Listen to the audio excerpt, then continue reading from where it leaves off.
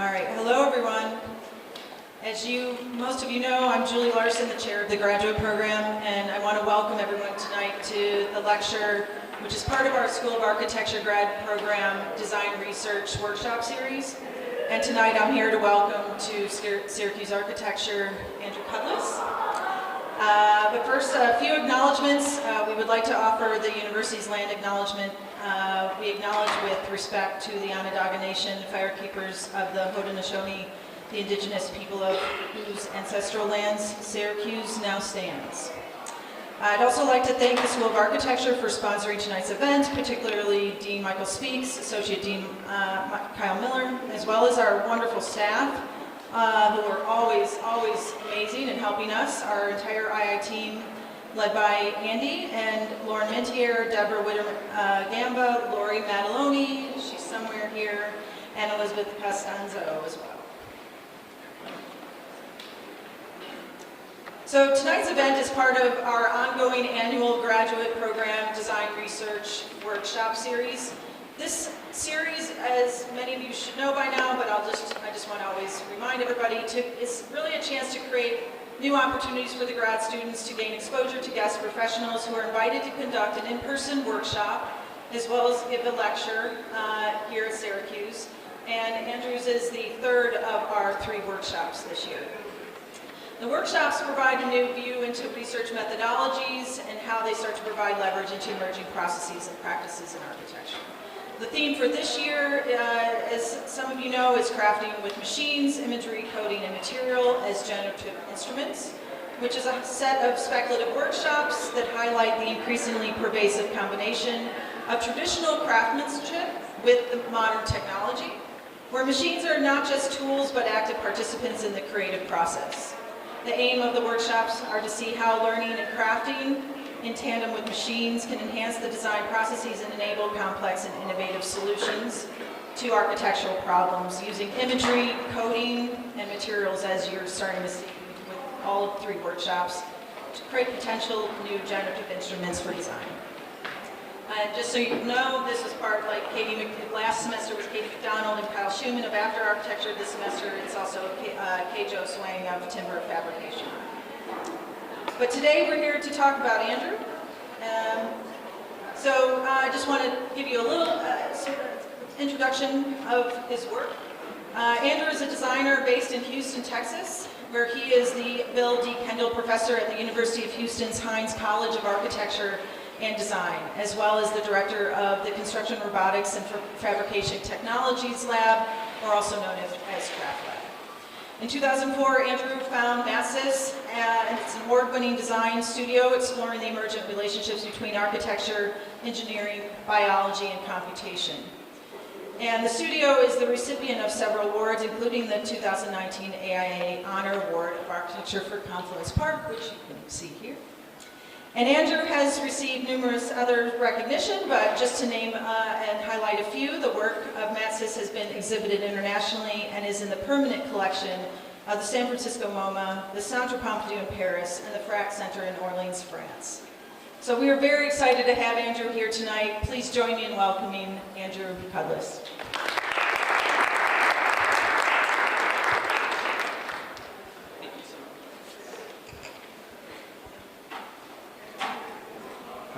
I think this is on. Yeah. All right, thank you so much, Julie. I'm really happy to be here. Tonight's lecture is called Architecture in the Age of Automation. It's broken down into 2 parts. The first half is going to be longer, so don't worry if you're like, wow, he's not even at the second half yet. And that first half is broken into 2 parts. So this first part is on generative drawing, and the second is on, the first part is drawing in the age of automation. And like I said, it's broken up into 2 parts. The first will focus on generative drawing, and the second will focus on recent emergence of AI in architecture. So I never would have expected to have anything to say about drawing, because 30 years ago when I was a student of architecture, I was actually, when I was an undergrad, it was my lack of drawing skills that pushed me towards computation. Compared to my peers, I was horrible at drafting. This is when we were drafting, on the May line. I was very slow and messy, and I was searching for a way to kind of keep up with my peers. So I discovered these computers in the basement and started using those. So since then, the role of drawing, especially I'd say in the profession, has radically shifted to a model-based paradigm. So for hundreds of years, architects have primarily conducted their work in the parallel space of projected drawings, plans, sections, and axonometrics. With the advent of CAD software in the last few decades of the 20th century, the fundamental act of drawing was relatively unchanged, despite the new and different toolset. Only as digital modeling and BIM have become the dominant methods used to design architecture has architects' relationship with drawing radically changed. Today, we operate in a model-based paradigm where information, drawings, renderings, and data is extracted from the model. So why draw? And how might drawing be productive in the age of automation? So in my academic and professional work, I've been exploring the generative capacity of computational drawing. I think of these as computational sketches. If hand sketches could be called a direct connection between the mind and the hand, computational sketches are a direct connection between the mind and the machine. These are thought experiments played out with computation as a partner, and for me, they're often the seeds for future projects. So in this particular computational sketch, the script starts from a simple seed geometry, in this case a circle, but it could have been any shape. And in each generation, there's a random mutation that pushes or pulls the curve in or out.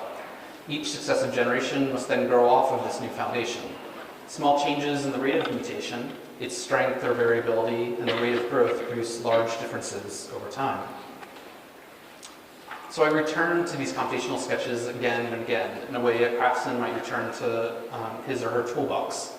I tune the script to produce new design opportunities, or to align with material, fabrication, or programmatic parameters. I've used the variations on that computational sketch to make robotically drawn ink drawings, silly evolving island animations, ceramic 3D printed vessels, concrete benches for a forest cemetery, and a proposal for a rug for Louis Vuitton. In the same way an architect might return to a partie diagram repeatedly to mine new opportunities, I try to mine the generative capacity of algorithms. So this generative capacity of drawing was the focus of two books that were published this past fall.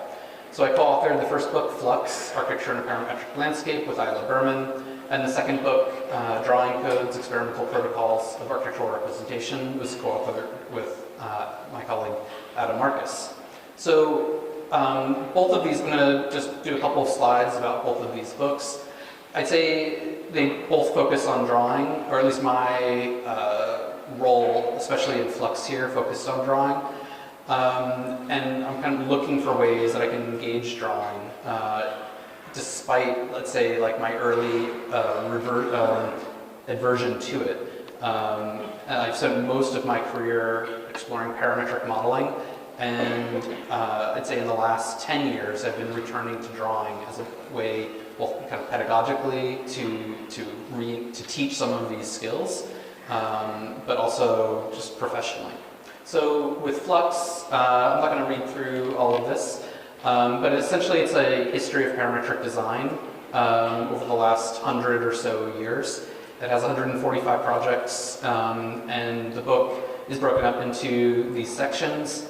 There are these 8 chapters. Each chapter focuses on a different kind of geometric property in some way, where we try to kind of trace a lineage from projects maybe 100 years ago, 60, 50 years ago, to the last few years through each of these geometric kind of like organizations. Within each one, my partner, Isla Berman, on the book, my co-author, she wrote the chapter kind of diving into the history and theory around some of those projects and the concepts behind them. We then have about between 12 and 22 projects for each chapter. And then each chapter concludes with a series of drawings that I was responsible for analyzing some of these projects. essentially trying to create, I'll dive into it in a second, but trying to create like a recipe book to recreate some of these projects in a kind of software agnostic way. So you can see just an example for the pages in the book.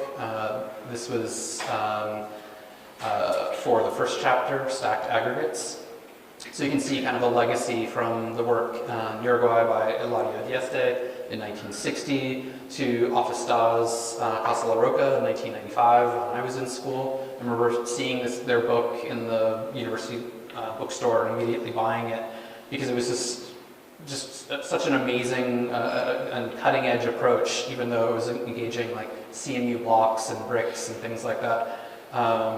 And it felt to me, as someone very early on trying to engage the computer, that they had tapped into something that was really phenomenal. But then we kind of jump ahead and we see projects by like Shop Architects or Gramazio and Kohler and Skylar Tibbetts with their rock print. So, like I was saying, each chapter, the 8 chapters, concludes with 3 of these spreads. So this was my analysis of Dieste's church, and each one starts, I should use the laser pointer, each one starts up here with kind of like, what is the geometric principle behind this project?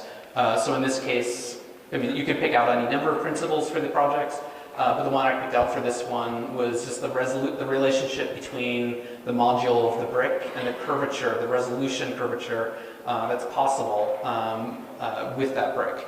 And then kind of go into like the recipe, like try to describe how you might reconstruct this project without using any kind of terms from Grasshopper or Revit or any software you might imagine, but try to describe them kind of just at the most basic level through simple geometric properties to then result in what we call the control model. So I would try to essentially model as close as I could the main concept of the project as built. But then by changing the parameters, seeing how if the architect had valued other ideas within the project or other things, how it might have turned out completely differently. So I'll just show a few of these. This is a project by NVRDV, and then my own project, Confluence Park, which I'll talk about towards the end of the talk. So it was interesting kind of for me, like looking back at my own project and like doing diagrams that I never even did to begin with. You know, like when you're in the middle of a professional project, it's often going so fast that you don't have time to step back and kind of always think about all of the kind of alternate scenarios that you could take. And what was I understood the kind of recipe to make this project, but to diagram it in such specificity, it was, I think, very valuable for me to look back at my own work in this way, and to use drawing to kind of very simply explain each of the kind of steps. So the other book, I could give a whole lecture about that book or this book, so I'm trying to condense it down as much as I can. The other book is Drawing Codes, and this was a project that Adam and I started in 2016, where we invited 22 other people we commissioned them to do drawings that engage the role of drawing in the age of computation. And what was interesting was that we weren't really, usually when you curate, you're curating existing things like models, drawings, images, and so forth. But since we were commissioning these people, we were really kind of curating interesting people. We had no idea what they were going to produce. And we did 24 drawings in the first volume, and it was meant to be a one-off show. And because all of the drawings were, I'll just start showing them to you, the drawings were 25 inches square, someone was like, this show should travel. It's so easy to it all packs up in a nice crate. So we ended up traveling that show to, I think, 4 other universities in 2017, 2018. And then as we traveled around with the show, people are like, when are you going to have the next one? I want to be involved in it. So then we decided to invite another 24 people and have a different show, different volume of it. And then during COVID, Adam and I were like, we have to somehow end this project. So we decided to have a third volume, and we invited 48 more people for a total of 96 drawings. And these are all 96 drawings from the show. It actually, all 96 drawings hadn't been seen together until last week when the Drawing Code show opened at the University of Houston.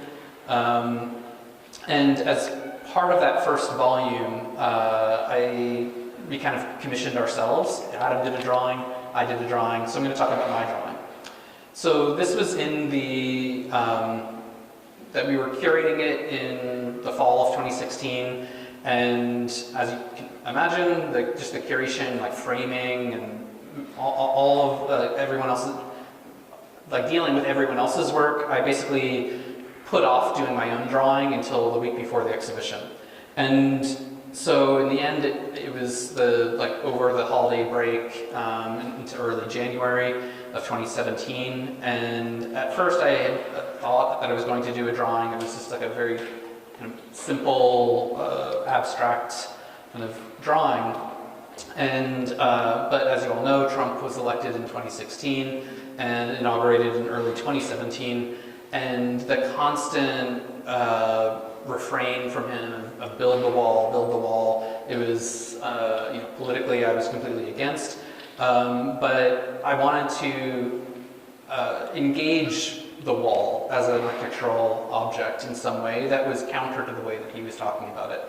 And I'd always been very fascinated with walls that had grown to the scale of buildings, like the Great Wall in China, walled cities in Europe and things like that, where the wall is not simply like a divider anymore, but it's occupiable. So I had this idea of a fictional city that is a walled city, but that the wall kind of has grown and has taken over the territory of the city over time and folded in on itself, where there's really like no space in the city other than a wall. So I created this in Grasshopper, and just a simple circle packing algorithm that then the length of the wall slowly increases over time until it hits the boundary and then kind of grows in on itself until it stops. So I had this problem then of how do I make this kind of long snaking thing into something that looks like a city? So this was the final drawing. You can see it kind of looks, in a very surreal way, like a city. There's things that you would expect from a city. But I struggled at first of like, how do I turn this into a city? And I knew I wanted to do the entire drawing algorithmically. I didn't want to draw anything manually. I wanted to find a way to push myself within parametric, instead of parametric modeling, parametric drawing, and that nothing is actually modeled at all. Everything is 2D. So what I decided to do was develop 26 programs. It's kind of silly, but I just relied on Google's auto search kind of suggestions, whatever they call it, where I typed in the word rooftop followed by the letters A through Z, and whatever term came up within those first few terms that I thought was the most architectural, I would select that and then develop a small function within the model that attempted to draw that, but not just draw it once, but had to draw it many times in many different configurations. So like rooftop, pool, you see one there, but then one here, and a couple of really weird ones over there. And I'd have to like rooftop ice skating rink or something, and have to look up the rules for what an ice skating rink is and how those might transform if the ice skating rink was a weird amoeba shape. So that was my submission for that, and I'm bringing this up now partially because this is somewhat the theme of the workshop that I'm going to start teaching tomorrow morning. The students will be working on similar types of drawings for half of the workshop, and the other half of the workshop they'll be visualizing those cities in various different AI software. And I'm going to transition over to the next chapter of this first section of the talk. And I've named this 5 Points of Architecture and AI, and it's based off of an essay that I wrote for an edited book by Matsys. So it might seem strange, like why am I talking about AI in a section about drawing? I feel that, I think from the outside, a lot of us see these things as like some weird form of rendering. But I actually think the way that they operate for us as designers is much closer to the process of sketching. And that working with AI allows me to explore my imagination in a very, very quick and kind of dirty way, in the same way that just sketching with a pencil might. And I think we need to kind of expand our understanding of what sketching might be. And we already, in the studio, we talk about making a sketch model. But we need to be thinking about how do you make a sketch algorithm? How do you make a sketch? How do you kind of sketch with AI and so forth? So to get into the meat of the 5 Points of Architecture and AI. So I'm going to read a little bit and then kind of talk about each of these 5 things a little bit more informally. So in 1923, Le Corbusier promised his 5 Points of Architecture, a set of formal strategies rooted in the social and technological conditions of that era. 100 years later, we face our own social and technological challenges, ranging from the climate crisis and inequality to the emergence of artificial intelligence and automation. However, unlike the international style that arose from Le Corbusier's 5 Points, today's implications are less formal and more disciplinary. The profession and academia are faced with the need for transformative change that redefine the designer's role in contemporary society. Specifically, the integration of artificial intelligence demands that designers become more critical of media in its collective creation, manipulation, and dissemination. The following new 5 points summarize the opportunities and challenges ahead as we move forward toward an understanding of architecture in solidarity with both human and non-human beings.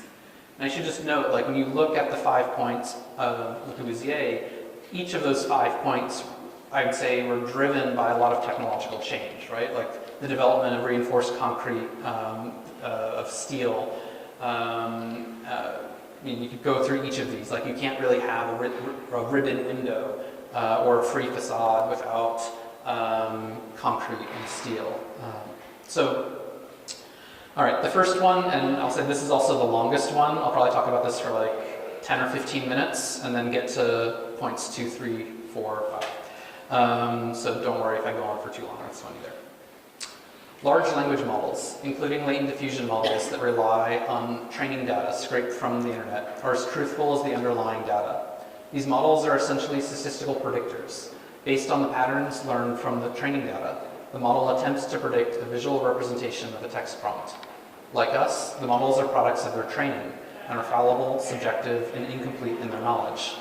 All types of biases, from the benign to the insidious, are inherent in systems without significant human feedback that is diverse, collective, and non-hierarchical.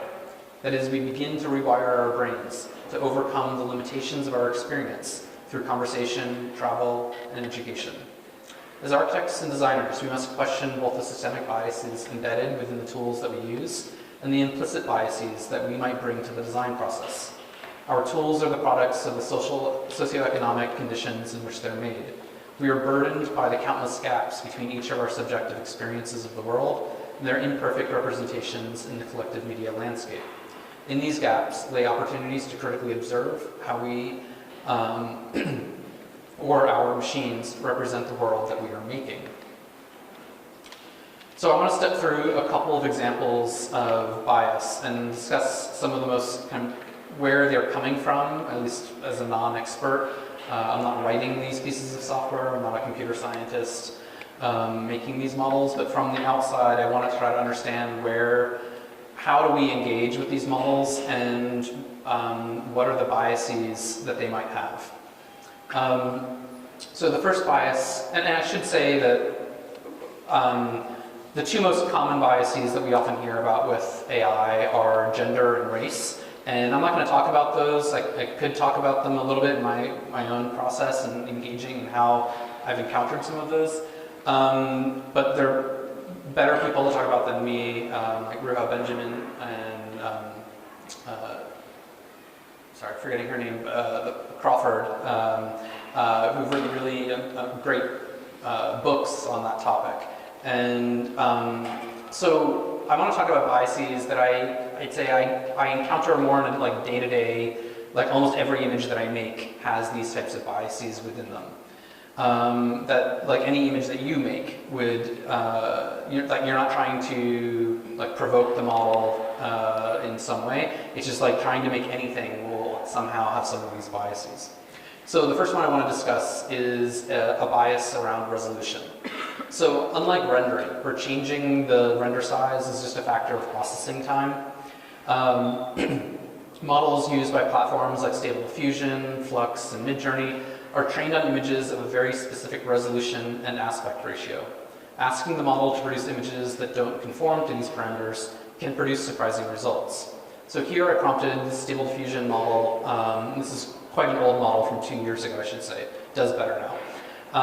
But I prompted it with the term matia, which is not a very common English word. It's a transliteration of a Japanese word that essentially means townhouse.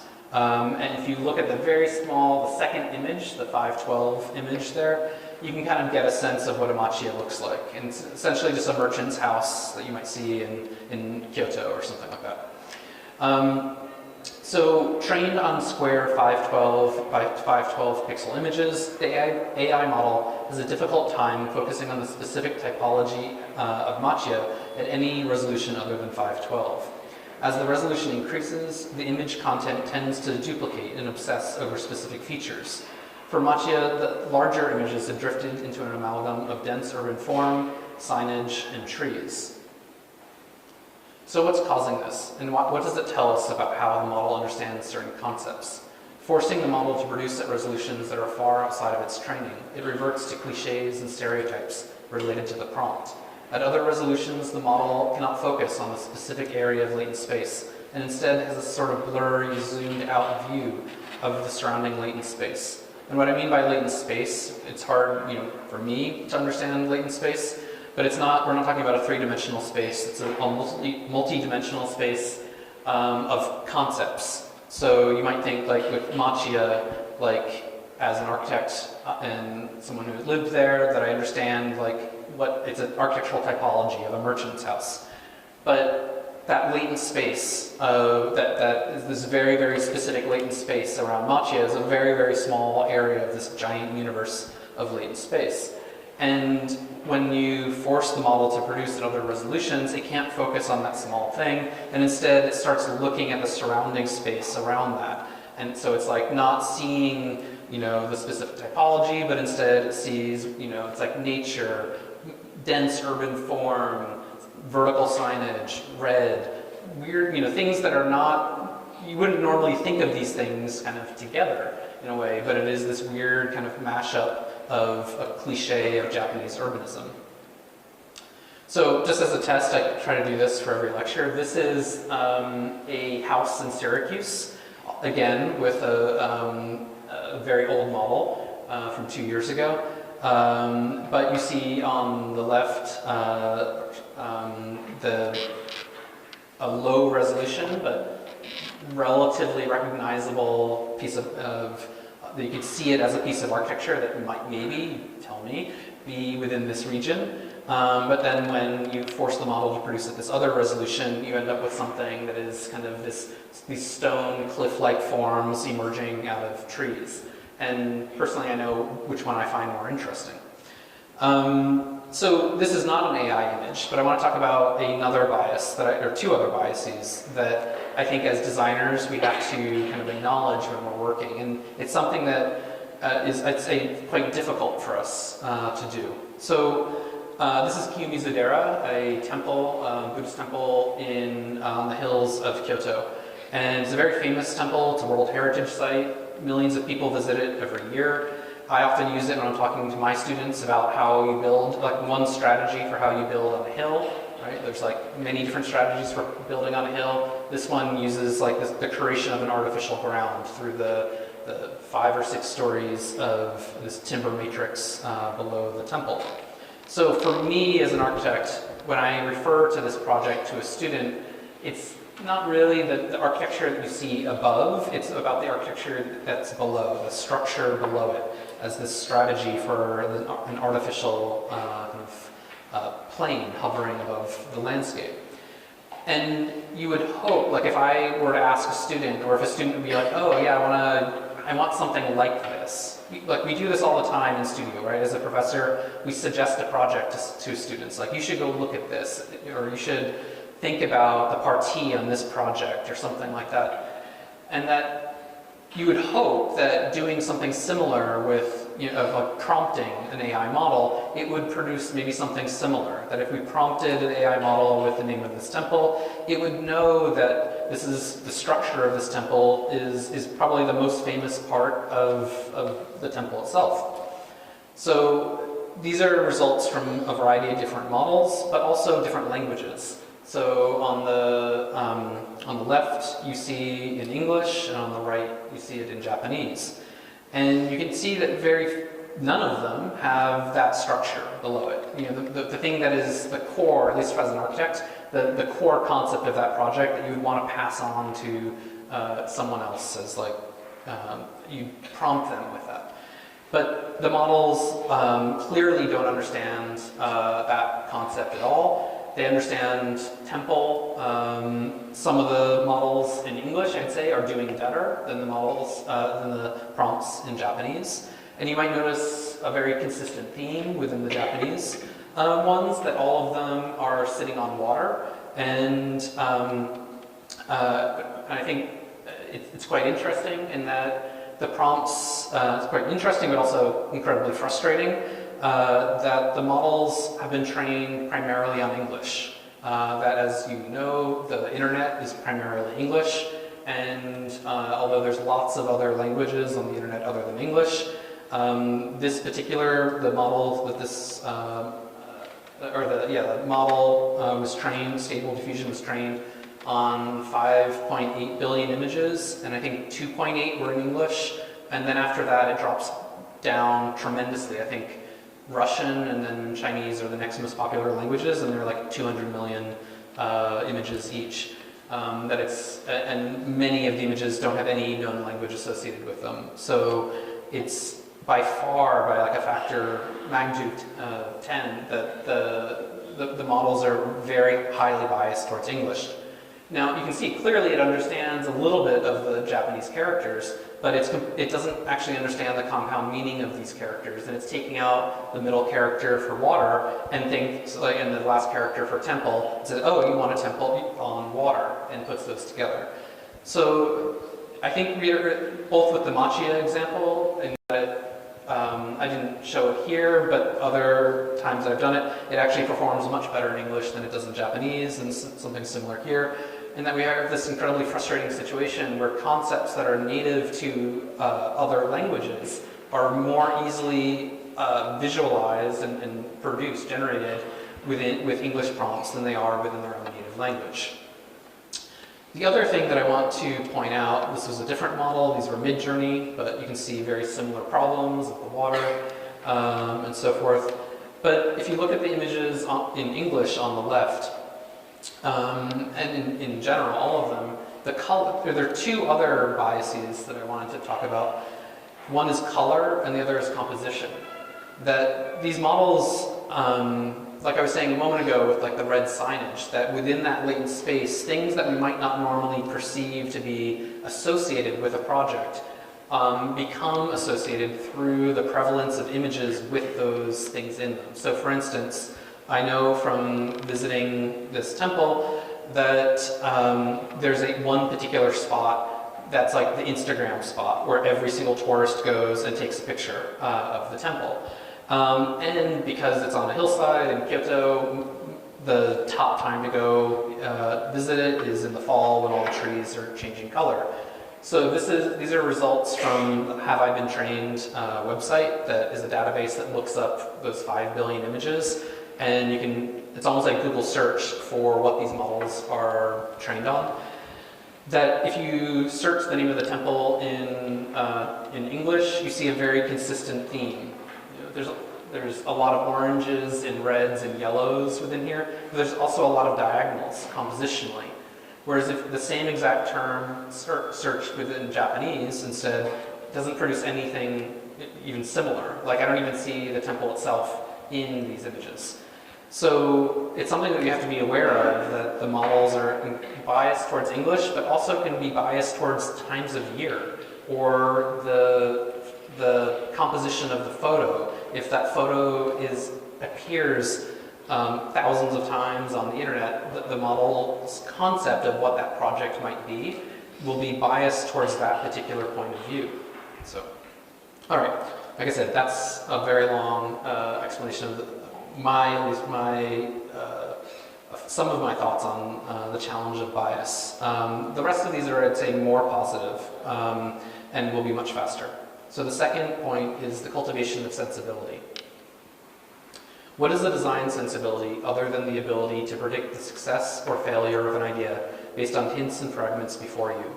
Beginning design students often struggle because the design process is not simply a technical task with well-defined solutions, but an iterative series of decisions that integrate disparate fields of knowledge. We as professors, create pedagogical structures that allow students to test multiple ideas and learn from their failures. This process builds a design sensibility that allows the designer to draw from their experience and build hunches on new design problems. Working with AI tools can supercharge this educational process, as designers can envision their ideas within seconds, with new variations branching off at a dizzying rate. Current and past sketches can be blended. At dead ends, they can retrace their steps and explore a new branch. Ideas can be additively refined through the introduction of new references and concepts.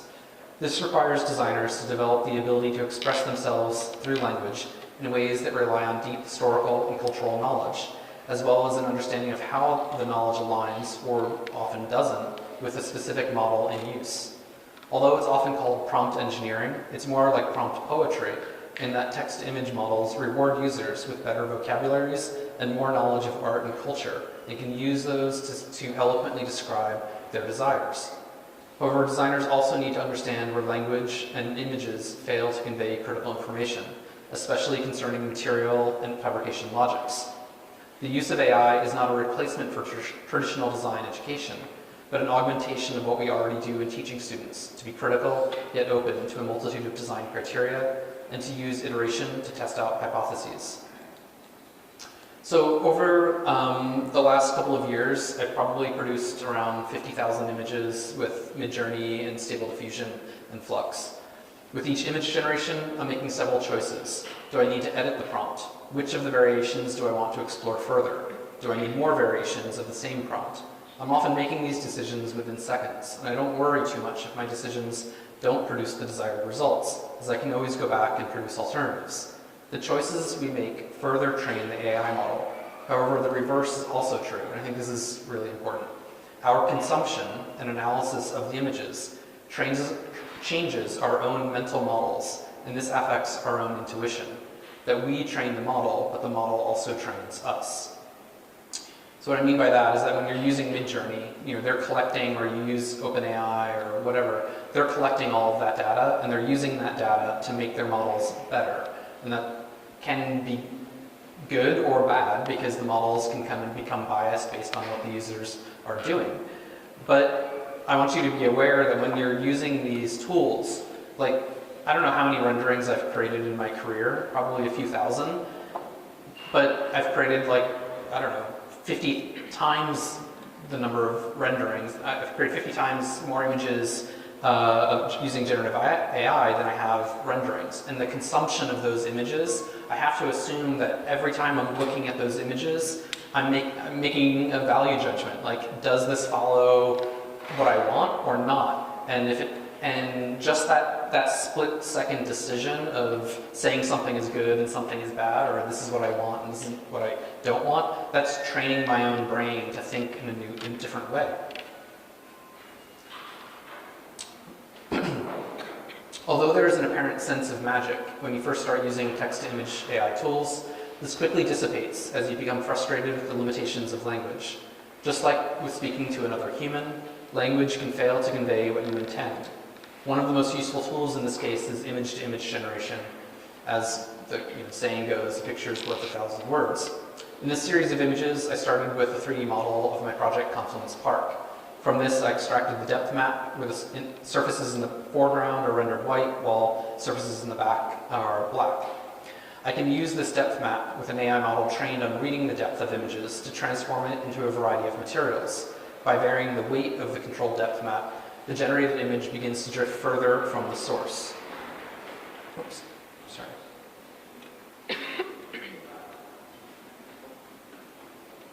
What just happened there?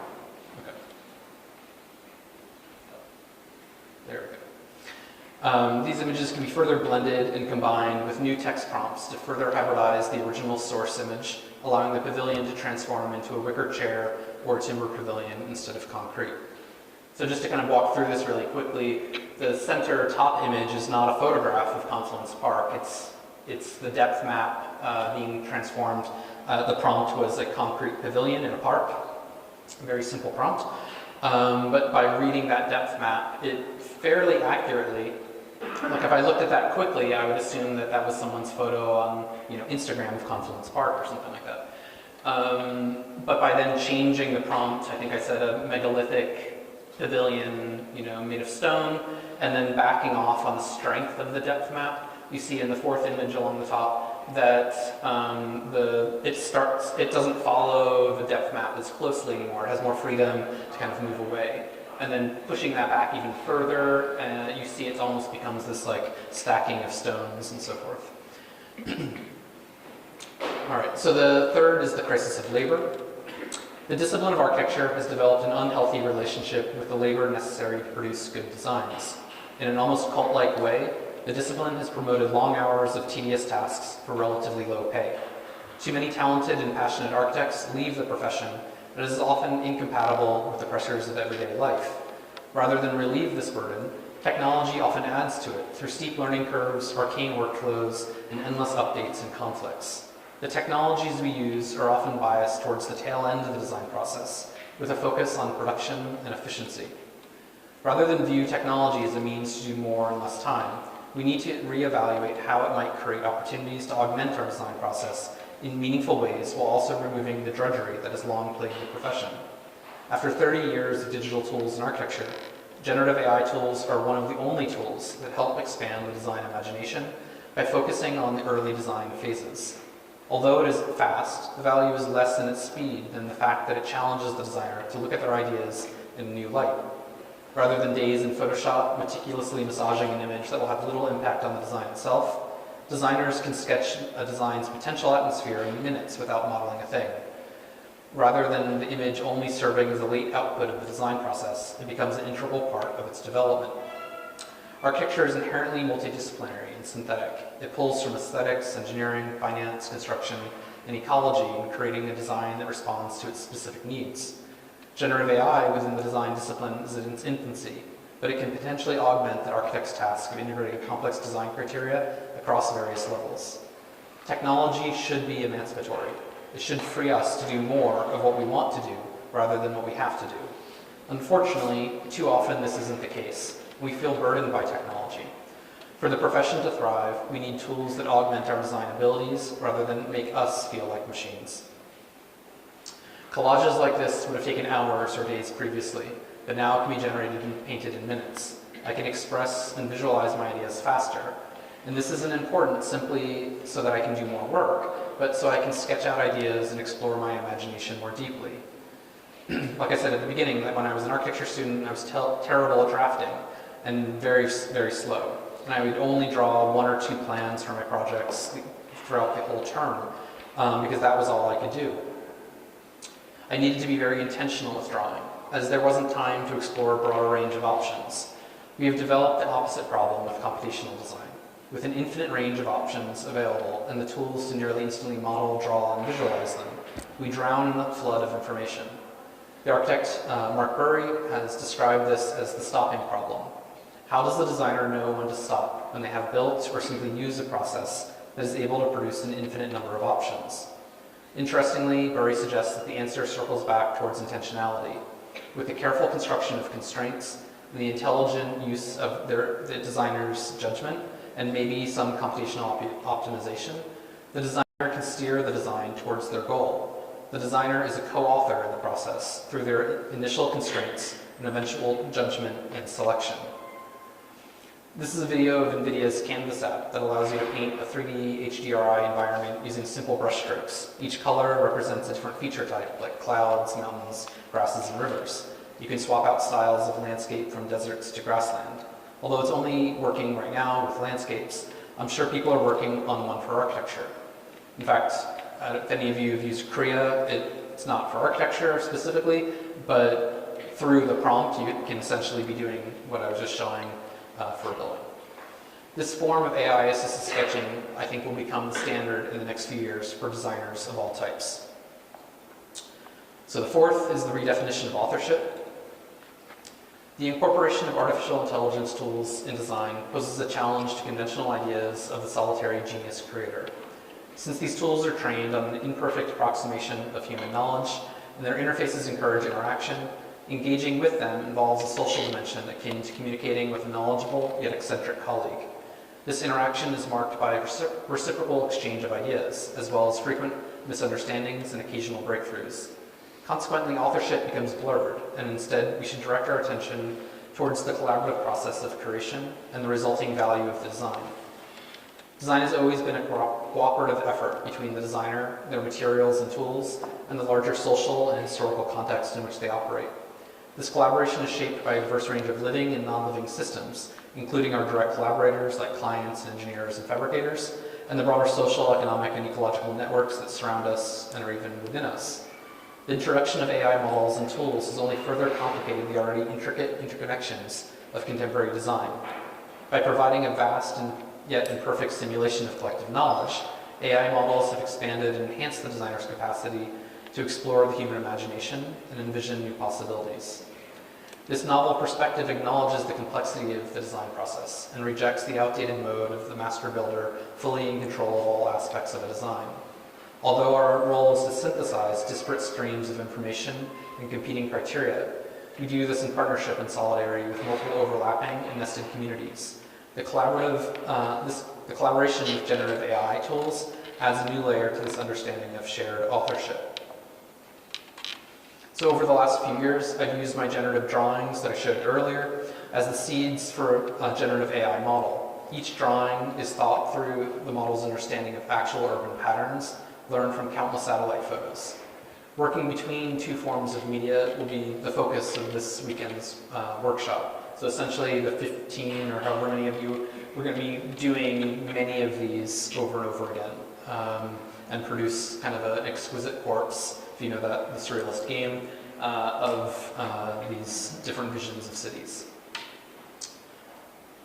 So rather than bicker over who is the author of what, I find it more productive to always think that I am co-authoring with my tools and materials. These have deep relationships with the vast media landscapes and material ecologies, as well as the histories of technology and society. We are always creating with each other, past and present. The concept of the individual genius was never true, and it's long past time we put it to rest. Okay, so the last point is the freedom of incoherence, and I think it's my favorite one. The design process is not straightforward. It is characterized by complexities and contradictions that must coexist in the designer's mind and worked out in their drawings and models. However, most digital design tools prioritize accuracy and certainty, and as a result, they require designers to create workflows that quickly organize and structure their ideas, potentially prematurely. In earlier generations of designers, or for earlier generations of designers, sketches were a place for ideas to exist in a state of radical incoherence, as the value of a sketch was its lack of resolution. Dimensions were inaccurate, perspectives were incorrect, materials were absent, yet a sketch could convey the possibility of a design and evoke its atmosphere. The value of a singular sketch was limited, but the accumulation of iterative sketches built up a designer's understanding and a desire for their project. The challenge was to translate this vision into reality, and that's where most digital tools have been of most use over the last 30 years. However, the early stage of incoherence is of great value to the designer, as it represents the inherent contradictions of design and of the designer's own mind. For programmers in artificial intelligence, there is a constant effort to produce models that yield more coherent results. However, the most significant value of AI models for designers may be their ability to navigate ideas without requiring immediate resolution.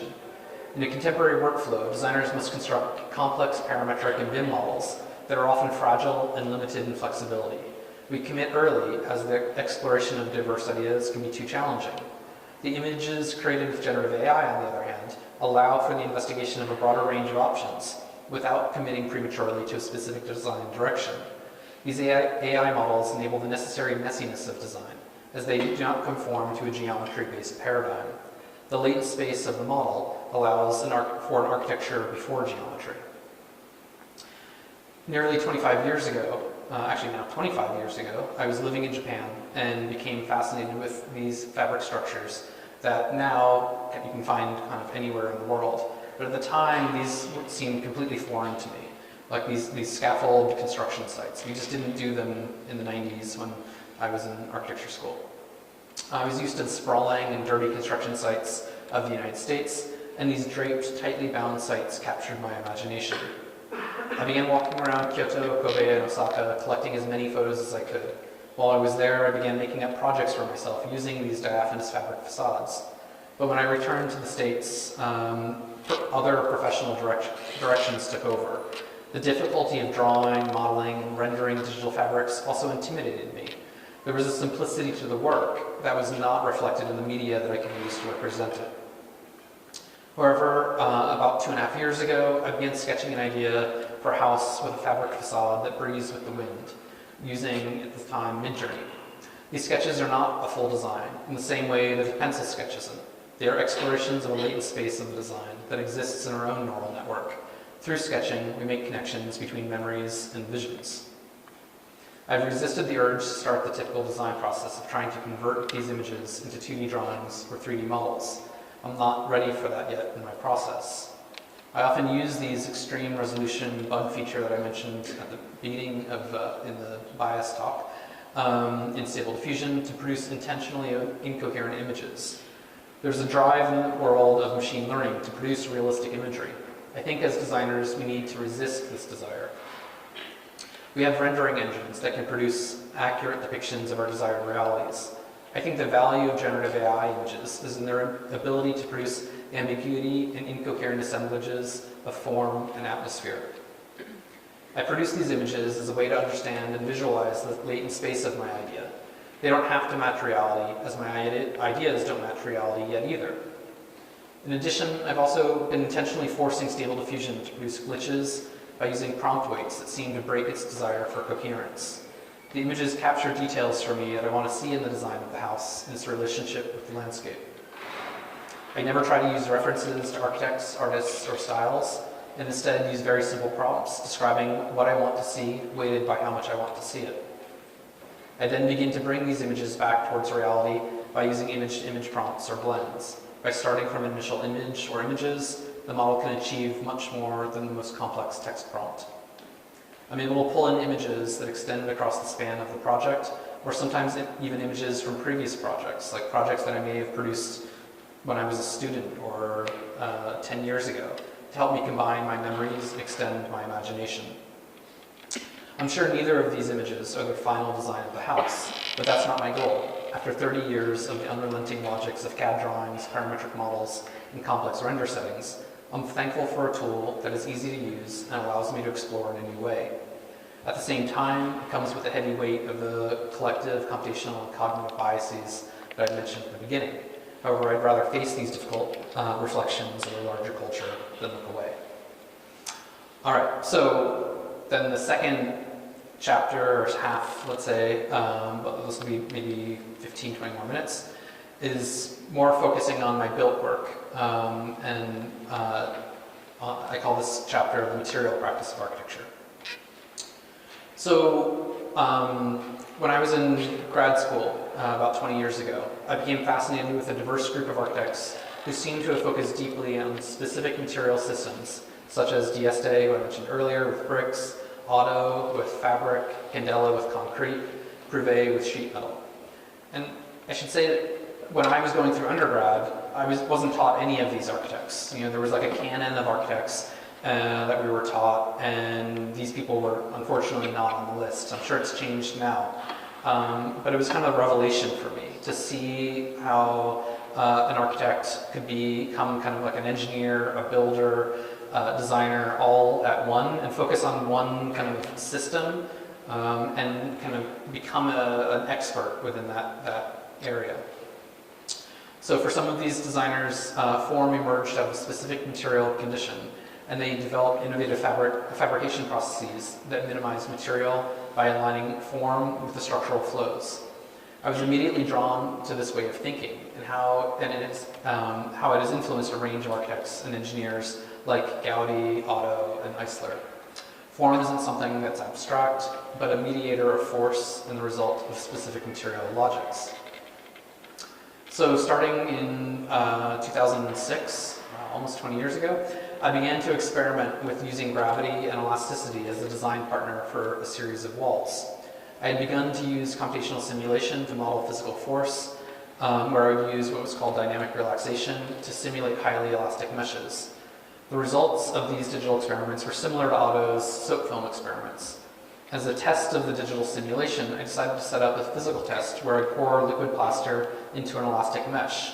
Of course, the results were completely different than the physical experiment, in that the physical experiment was much more complex than my simple digital simulation. So at first I was frustrated, because I wanted to produce, I was in this mindset of like, here's this thing in my computer, and I want to get it out of my computer, and I tried to physically follow what I thought were like the physics, the rules of physics and how I could create this structure, and it completely failed. And I realized that my digital simulation was like not very good, essentially. It wasn't taking into account many things, and that the physical reality was actually much more interesting than what I could create on the computer. So at the time, the forms I was creating physically were way beyond my digital modeling abilities. But slowly I began to appreciate the complexity of this battle between the mass of the liquid plaster slurry and the elastic fabric. That is, the forces at play were producing something that was beyond my own design ability. In a bottom-up way, I had to simply set up a few conditions or constraints and let the system play out to find a stable state. This is really hard for a designer to give up control to a process, as I think we're often taught design as a very top-down process. There's a resonance that the wall has with our own bodies. People are drawn to it. It looks soft, but is rock hard. And despite that, people want to feel and hug it. The wall and our bodies share geometries because we share a similar material process. The human body is essentially a liquid interior held back by an elastic skin and held up by a compressive skeleton. The forms that emerged in the wall were the result of a similar interaction between the rigid frame, the elastic fabric, and the liquid slurry of plaster. As a designer, one of the things that I learned from this series of projects was to give up control to these other forces. That is, I found I was a better designer when I partnered with other life and forces in the design process. I could create things that were beyond my ability to draw or model them. And I think this speaks somewhat to my interest in working with AI models as well. As I worked on this project over the years, I began to understand the forces at play in more detail and could begin to digitally and very roughly simulate them. I would use these simulations not to be deterministic about the end result, but rather to prove to myself, to provide myself with better estimates of material quantities so that I could develop better budgets for clients who would commission them. I thought of these digital simulations as simple sketches that helped me inform the process, but that the physical process was always had the final say in the matter. And I should say, like, the reason I eventually developed this digital simulation of it was because a client said, we want to commission you to do this wall. And I was like, that's great, you know, sign me up. And they're like, we just need to see some renderings first. I'm like, I have no idea how to make renderings of this. Like, it doesn't exist until I make it. And they're like, that's not good enough. Like, we need to see renderings. And at first all I could think of was like, you know, photoshopping and skewing like existing photos of the wall kind of into place. But eventually I was like, I need to develop this not just to make renderings, but also to literally, like, I need to know how much plaster I need to buy. And this helped me with that process. So since 2012, I collaborated with Riyad Juka in Hong Kong on the Shell Star Pavilion. The project was designed and fabricated over 6 weeks and was only possible through this tight integration of form, fabrication, and performance data within the model. So you can see this kind of emerged in some way out of that earlier casting. Even though it's completely different material, the forces were slightly different, but I can adjust that model and then kind of array other material on top of that. So I'm going to spend the next few minutes talking and finishing the talk, talking about Confluence Park. The largest, well actually it's not the largest project, there's a new project at the University of Pennsylvania that opened I think last month, that's much larger, a 6-story data science building that I worked on with Lake Fluto. But until a few weeks ago this was the largest project I finished. First I'm going to recognize the partners in the project. Tina Florian was the project manager at Lake Fluto. Chuck Neves was the project engineer at Architectural Engineers Collaborative, and Josh Zabel was the project lead at Chrysler & Associates, who produced the robotically milled formwork. So I'm going to focus on the design, engineering, and fabrication of this tilt-up concrete structure using fiberglass composite molds. The design was produced through a small but multidisciplinary team that valued the integration of form, fabrication, and performance through the application of biomimetic principles, computational design and fabrication, and original construction logics. So the pavilion is, you can see right here, it's located at the confluence of San Antonio River and San Pedro Creek. So if you follow this all the way up, you get to the Alamo in downtown San Antonio.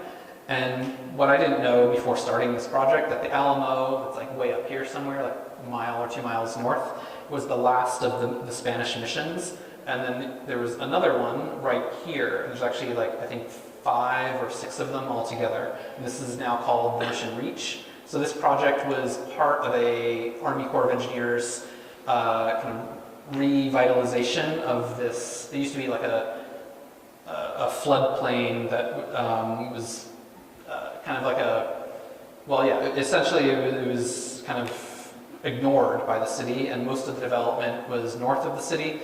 Or in downtown, and the south side of San Antonio didn't have much economic development, and the river flooded fairly often. So after that big landscape kind of infrastructure project was finished, the San Antonio River Foundation bought this empty lot. It was like a parking lot for like the energy company, I think, to park their trucks at night, and commissioned Confluence Park. The client had a few goals for the project. The first was that it had to create an educational space. They were very clear that this wasn't the type of park you go and play basketball or soccer or something like that. There were no swing sets, that this was a park that they were going to have like thousands of students come every year to learn about water conservation in Texas. The second objective was really about the economic development of the south side. That, like I said, south side of San Antonio had been ignored a lot, and it had no kind of public architecture. It didn't have a lot of parks. They wanted to make an iconic park for the south side. And then the third was they'd been working on this project for years before they hired Lake Fluto and I. And I'm not going to tell that part of the story because it'll go on too long. But essentially in our first client meeting, they're like, we've been working on this for 4 years. We want this project, like we want shovels in the ground in 6 months. And so it was like very apparent to us early on in the design process that we had to like get the design going as soon as possible.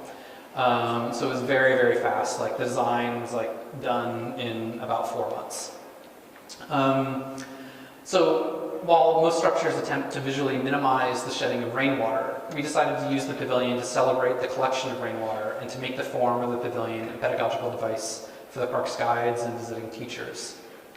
The form that emerged from this process was based on the doubly curved fronds that many local plant species have that cantilever out to collect and redirect dew and rainwater back to their root stem. The double curvature not only gives these cantilevers more strength, but the curvature also creates a channel on the top surface for the efficient flow of water. So rather than design a singular large shell pushing water towards the structure's fringes, we started to design several funnel-like doubly curved forms that opened up to the sky and channeled the rainwater into an underground cistern which would be used for the site's irrigation and public restrooms. And I should say that, I mean, I think that just getting off a little bit from, but I think it's an important story to tell students in that when I first started the design, and they said, we want shovels in the ground in 6 months, I immediately started with a design like that, like the umbrella. I was like, okay, I'm going to do a big dome. It's going to be a section of a torus. It's, you know, many architects like Grimshaw and Foster. It's a well-known, well-trodden path. And I developed that design for about 2 months, and something kept on nagging me. And it was something the client said in the first client meeting, where he said, I know this sounds crazy, but if I look out my window and I see that it's raining, I want to say, honey, get the kids, let's go to the park. He's like, I know that's crazy. Who goes to the park when it rains? He's like, but I want this park to be the park people go to when it rains. And I was like, I realized that I had, you know, like most architects, like we treat our buildings, like we want to get the water away from the building as quickly as possible. But when he was talking about how important water was to the mission of this park, I realized I had to kind of invert it. And I had to go to the client and say, I want to start over completely, and I have a different idea. I think it follows your ideas more closely. And we did that. So it was like, I felt it was a very difficult moment for me as a designer, like with my first big project, saying I want to completely throw away everything that you've approved up to this point and start over. But it was a better idea, so I'm glad I did.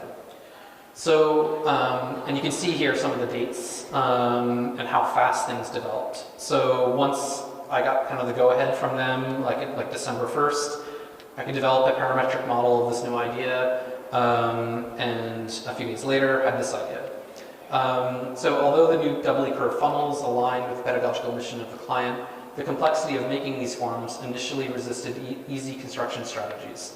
Early designs of the funnels involved complex steel and cable net structures, which even if all of them were identical, were beyond the modest project budget of $2 million.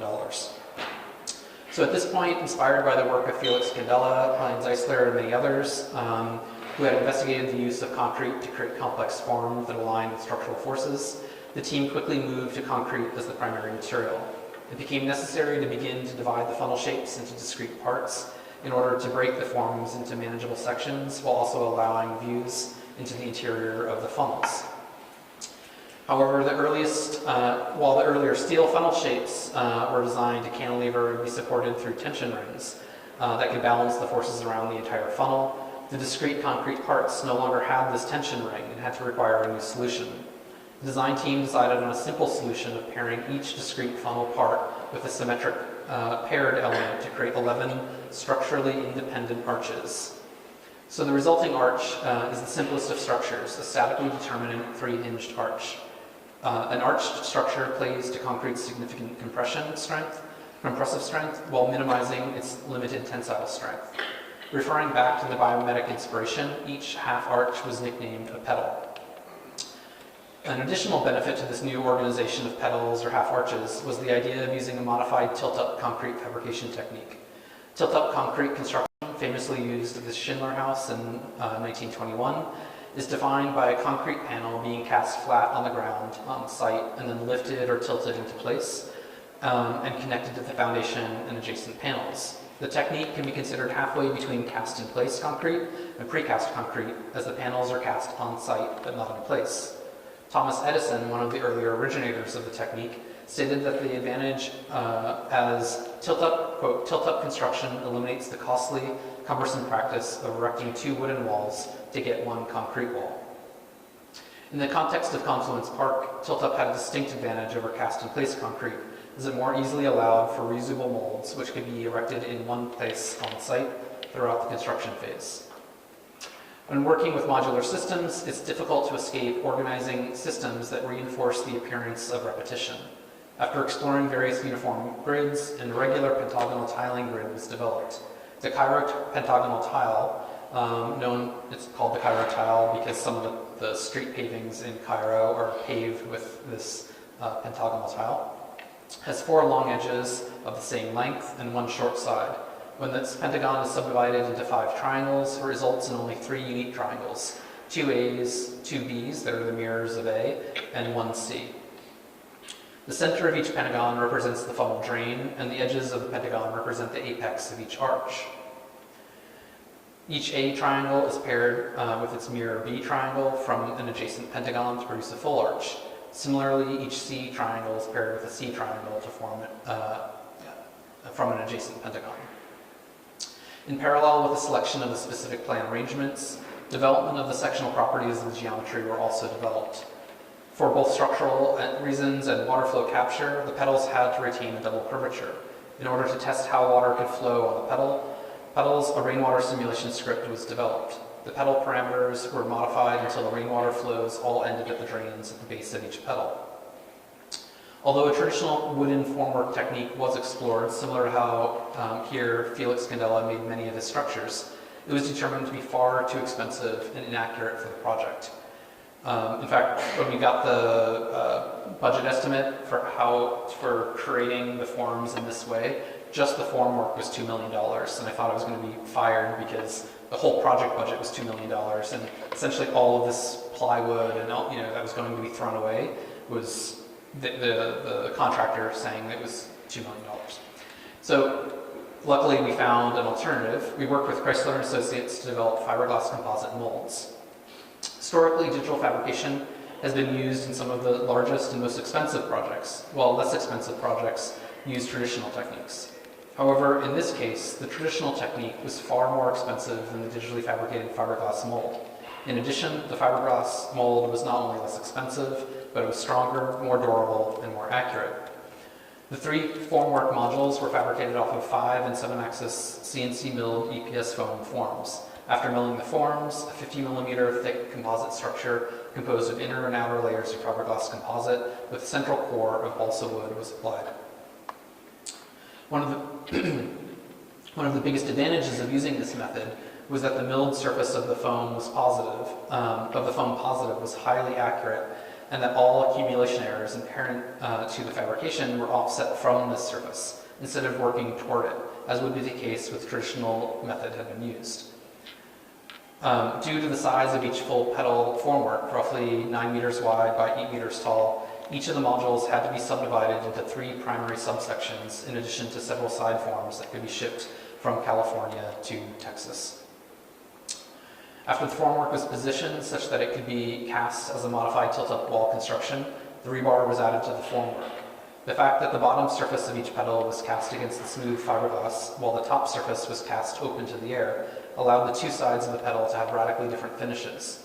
In order to have the petals resonate with the flow of water, even when it was not raining, the open top side of each petal was broom finished with the direction of the broom aligning with the flow direction of the water. So we literally took that rainwater simulation diagram and printed out and gave it to the laborers who were brooming. You can see them doing it here with they had to build like a 12-foot long broom so they could actually reach some of the interior parts of that. But I was really happy that they agreed to kind of broom in this weird way, and that essentially you're creating little micro valleys on the top surface of the petals that the water flows down. In the end, the 3 molds were used to cast a total of 28 concrete petals, ranging from 20 to 36 metric tons each. Here you can see the construction workers broom finishing the top surface of one of the petals as it lays in its 45-degree casting angle. Petals were cast in pairs, and 2 cranes were used to lift each petal from the formwork to its final position. As you can see here, the petal is both moved in plan and rotated in section by the crane, and then attached to the foundation and to its neighboring petal with a hinge joint. Although the structure appears as a network of connected vaults, similar to many shell structures, each arch is structurally independent, which I love this image on the right. This was the first of the 27-foot tall petals that was cast, where you see it as a completely independent structure, and basically each petal only touches its neighboring petal and doesn't touch any of the other parts.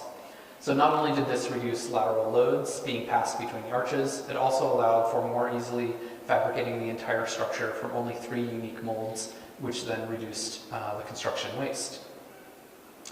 So this project demonstrates that when a diverse and collaborative team focuses on smart application of new technologies and focuses on the integration of form, fabrication, and performance, innovative projects that meet the client's mission are possible even within very modest project budgets. All right, this concludes the lecture. Thank you so much. I know I went over a little bit.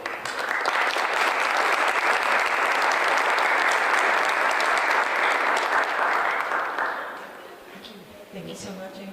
Do you have a moment for Yeah, questions? sure. Okay. Yes. I have 2 questions for you. The first one's going to be really quick. I really like your walled city drawing, and I'm just wondering, like, I can get how you're using like Grasshopper to generate the circles and the curvatures, but you did mention that you use AI to create like 60 different programs. And how did you like link the programs into the drawing since you didn't manually draw them? No, so yeah, I used Kangaroo and Grasshopper to create the circle packing and the simulation of the kind of snaking building. And then there wasn't any AI. This was back in 2016. I didn't do any AI back then. So it was all just pure Grasshopper, where I mean, I guess if there was any, I relied on Google's auto suggestion to get the 26 programs, but I kind of curated those from Google search, and then developed like 26 separate little mini like Grasshopper files that independently kind of built a swimming pool or an ice hockey rink or a yoga studio or a Zen garden or whatever the 26 different things were. So you did manually do some of the programs? No, I didn't manually draw any of it. It was all like saying, okay, what are the parameters of an ice hockey rink? And then I would make a Grasshopper model that would kind of make an ice hockey rink, but it had to like bend according to the shape of the snake as it moved around. So there was no kind of manual drawing, like it took maybe 10 minutes for Grasshopper to calculate it, but like every single line was generated by Grasshopper. And then maybe 4 years later, that's when I would feed those drawings into the AI model to produce those kind of satellite images, faux satellite images. Thank you. That's the very inspirational drawing. And I really like this president. I was in Professor Corso's 107. We were doing like a water pavilion, and he showed me this as well. Like you did mention the prefabricated concrete and the prefabricated modes. It's really improving this efficiency of design and construction. But like, I'm in Professor Aristo's class, so I have to pull out the Marx quote. That's really, I'm thinking about this. Like in the labor theory of value, he wrote that an increase of productivity and productiveness of the labor does not affect the value of a commodity, but rather it increases the surplus value realized by the capitalists. So which means that we're not actually getting richer or the architects were not having like more value by having more efficiency in design. Like that's just the point, like how I get that. But I just want to ask, like, what do you think the advantages and disadvantages that architecture education gives us, and how does it change with the arrival of AI? That would be the question. Let me see, how do I tackle that? Well, before we get to AI, just to kind of go back to Confluence Park, that I think the value there was that in the United States, the contractor is legally responsible for the ways and means of how a building gets made. So the architect and the engineer can kind of, through their drawings, kind of say, this is what we want. But at the end of the day, it's the contractor has to kind of figure out the best way of doing that. And there's different models in other countries for that. So we said we should have fiberglass formwork molds. And the contractor was like, I have no idea what you're talking about. Like that, no one does that in Texas. Like we use plywood and we cast against plywood and that's all we're gonna do. And we're like, well, maybe, but I don't think it's going to be very accurate. I don't think it's going to be very wasteful. It's probably going to be very expensive. And he's like, well, it is. You designed it, so it's your fault. And they went out and got several quotes and it was $2 million for the plywood. And we then had to kind of plead with the contractor and say, we designed it not to use plywood formwork. We designed it to use robotically milled foam positives that you can then lay up fiberglass against and produce these very strong, robust molds. And I had worked with Bill Chrysler at Chrysler Associates for like 10 years prior to this, and I knew what a good way of making it was. And the contractor was like, fine, I'll call this guy, but I don't know, like, I think I was going to have to start over. And he called them, and the quote was $250,000 instead of, I think it was like 2.2 million for the traditional way of building. And the contractor was like, he's 60 some years old, and he's like, you know, in my 40 years of experience, I've never seen a budget come in at 1/10 the cost. Like, this is impossible. Nothing comes in at 1/10. Like, it's usually 10 times, not 1/10. And we're like, well, let's try to get another quote. And we got another one, and it was 500,000, and using the same technique. But my main point is that the architect, I don't even know if I have time to get into the AI question of yours, but the value of you learning these skills in school is that you may have more knowledge of certain advanced techniques than contractors will. And if you can advocate for those things, you might be able to get parts of your project done for much, you can actually get them done. I won't even say they're cheaper or whatever, but it's just that often the construction industry is incredibly conservative, and there's a certain way they want to do everything. And unless you can show them that something is like safer, cheaper, faster, or something like that, they're probably not going to do it. So yeah, I'd say that's what you can get out of your education right now, of learning the most advanced software tools, advanced fabrication tools, because you're going to kind of like, you can help lead the profession to make things in a new way.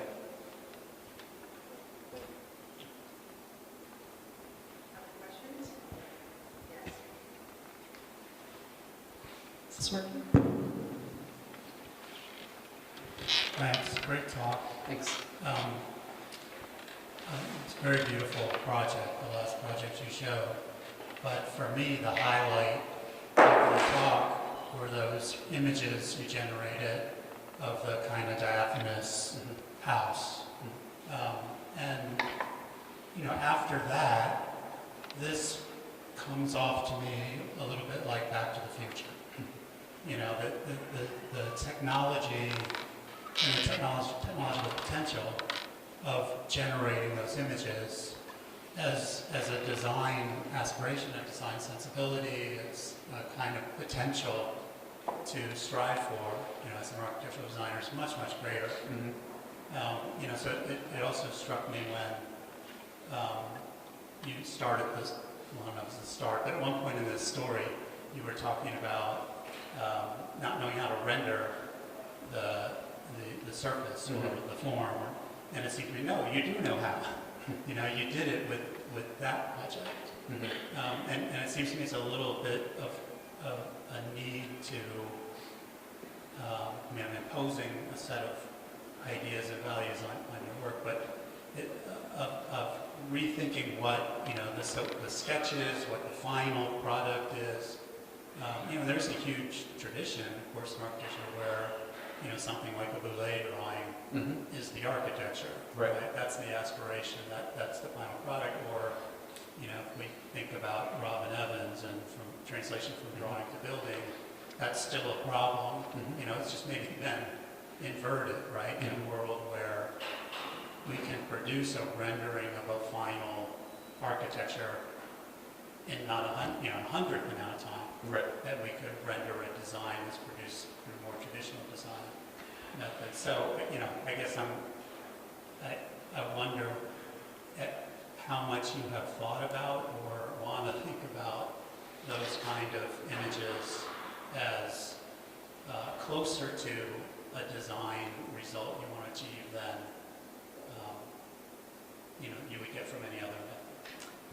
Yeah, I thought about it a lot, and that's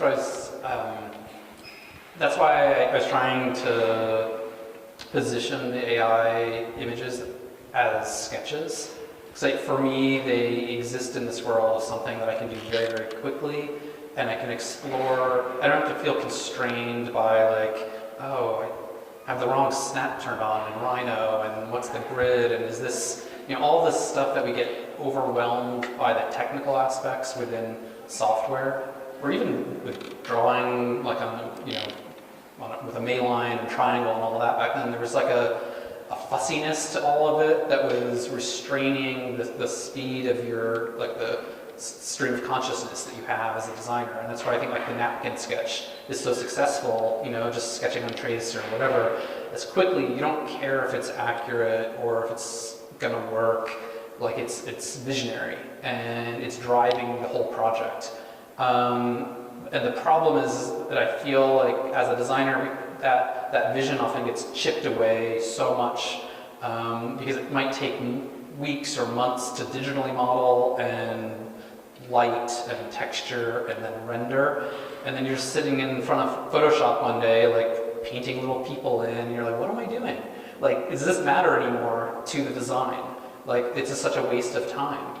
And so to kind of pull back and say like, no, that early part of the design process, we could explore so much more, and that like you can. There's one AI model that I use. There's several now that are these like turbo models that literally, as you're typing, it makes an image, and so it's like faster almost than typing speed. It's creating the image, or like the painting one that I showed that.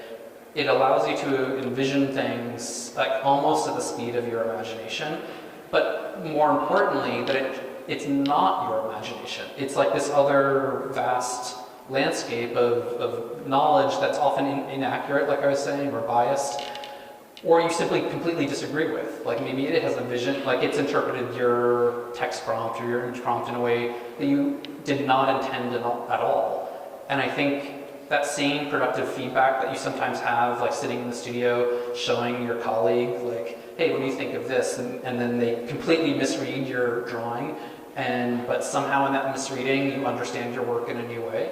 I think that there's a productive feedback loop within that misunderstanding, that you learn more about your ideas by writing about it, by engaging the larger culture when you're like writing about it and think, how do I describe this? Like it's forcing you to write, which I think is interesting itself just as a designer. So yeah, I've thought about it a lot. I don't know if I'm getting an answer to your question, but I'm incredibly, how do I say it? I think there's a group of people, designers, theorists out there who will be very provocative and say things like, this is the end of architecture, we're all going to lose our jobs, it's all, ChatGPT and Midjourney is going to do our jobs for us, all that. I don't believe in any of that. I believe the profession will change, but most importantly, our role as designers will change. And in some way, we will still be producing ideas, but we'll be seeing immediate feedback of what implications of those ideas, visual feedback, financial, structural, all of those things. And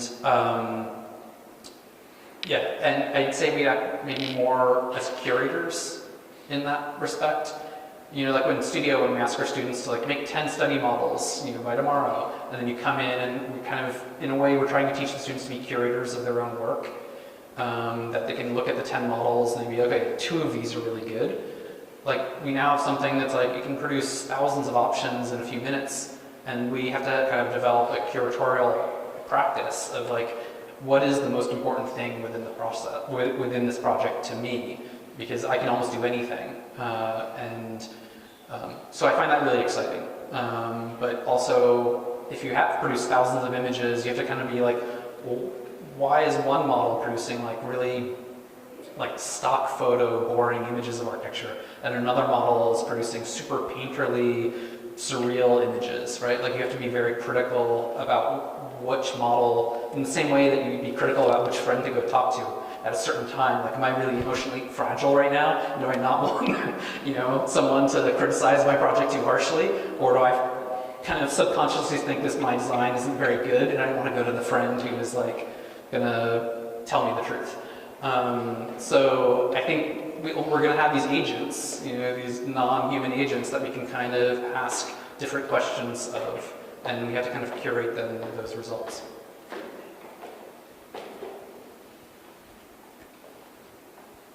Others? Nope. I have a question, but I'll save it for dinner, I guess. Yeah, thank you for your presentation. I really like the curved concrete shell project. My question is, you have a lot of experience of making AI images and good project of the fabrication and pavilion. So my question is, have you ever used AI such as Midjourney or diffusion to design something, or pavilion or fabrication, and then turning it into a physical model? It's about the combination AI image plus construction or fabrication. I haven't yet, but it's only been 2 years. I know an exhibition opened up last night in New York City, so I think it's up for the next month or so at Pratt, and there's a lot of models that have been fabricated off of the AI images. So I'd encourage you to look at that by people like Matsys and others who are trying to fabricate some of these things. But I would say, at the moment at least, the AI models are trained on images, not on drawings, not on 3D models. There are some that are trained on 3D models, but a lot of the fabrication logics are just simply not embedded in the models right now. So I wouldn't rely on the models to give me very good results in that. But I think that's fine. Like, you can still use your knowledge of fabrication and critique the results that you get, and look at the 1,000 images or whatever and say, okay, this one's fabricatable, this one's not, or maybe this one's impossible, but I'm going to figure out how to make it. I think some of the most interesting results that I've gotten, or like I'll be looking at an image and I'm like, why is this image draw me in so much? And I'll realize that it's almost like an Escher drawing where there's like, or like a Piranesi's prisons, where you look at it and everything seems right, but if the more you look at it, the more you realize it's impossible. There's like columns that start in the foreground and end in the background and things like that. And I think that's amazing, right? Like we can look at these things, and that's kind of where the talk about the incoherence part was about, that it's not like a rendering trying to, accurately simulate light and atmosphere and all of these things and the reflections of color on a surface. It does some of those things, but they're all really fake. And it's offering all these kind of surreal possibilities that offer, I think, to us new ways of thinking about how we might design architecture. Thank you. Is there another? Are you sure? One more question, then we can wrap up. Okay, very quick. Sorry. Yeah, I'm curious about how should we consume the images. It's pretty clear that how the generative images is playing a role in creating the process, but massive consumption of image came before the generative image, like Pinterest, Instagram, and so on, and it really changed the way we see the history. How should we consume those generated image in education or as a design consumer, not as a creator? Can we put up the AI generated image on a screen and then can talk for an hour like Ms. Vander's collage, or what's a new mode? I have a couple answers to that, I think. First is, I agree. I find myself, when I first started doing this a couple of years ago, especially because Midjourney is accessible on a phone, that I found myself, like watching TV or standing in line at the grocery store or whatever, instead of looking at Twitter or Instagram or Pinterest or something like that, consuming images. I was, on one hand, maybe consuming the AI images, but I was also producing them. And it felt like such a relief to just be looking at other people's work that they had generated, instead of looking and consuming other people's work, to be looking at stuff that I had produced, to co-authored, I go back to that, and to have that feedback loop. It was addictive still, and probably not in a good way, but it felt freeing, where it wasn't just looking at other people's, but it was like, here's something that I want, and I am going to push it in a certain way. Or here's a thought I just had while standing in the grocery store. Like, I could actually, it was almost like a sketchbook for me, in a way that I could quickly write down an idea and come back to it hours later, or days later, or months later. The other part of the answer, though, is that I think we should be careful around the consumption of them, in that there's another bias, especially programs like Midjourney have, in that, in addition, after the 5 billion images have been trained, there's a lot of the images on the internet are completely boring, like a logo for a company, or just lots and lots of boring images. So out of those 5 billion images, there's like about 200 million that there's another model has filtered out called an aesthetic, and this is crazy to me, but there are aesthetic models that essentially looked at all 5 billion images and gave them a score from 0 to 10. And so the 10 are like the best, most brilliant, beautiful images you could imagine, and the 0 is like static. There's a lot of problems with that.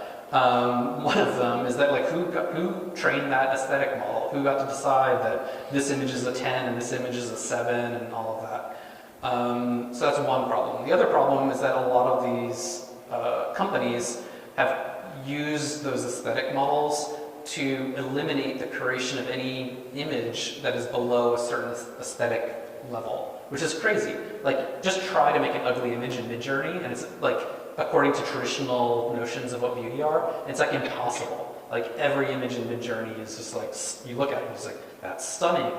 And it's like, you get tired of it after a while. And like, consuming it as a producer of those images, or as a consumer of other people's AI images, you're just like, one more amazing image. Like, but as a producer, I want the freedom to create ugly things that don't align with whatever a 10 is, on that scale. Like, I want to be able to produce a 2, and that's, I think, the only way that new things ever get created. So I would just be very skeptical sometimes of some of the images that you consume or create, because essentially that the models are only allowing you to see a very small subsection of work.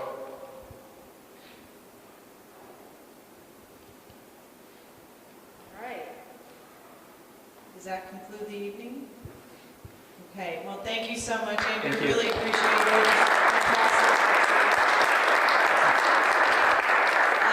Please come back Monday for the review to see all the amazing work that the girls are going to produce over the next couple days, and we'll have a really good conversation, I hope, on Monday. All right, thank you, everybody.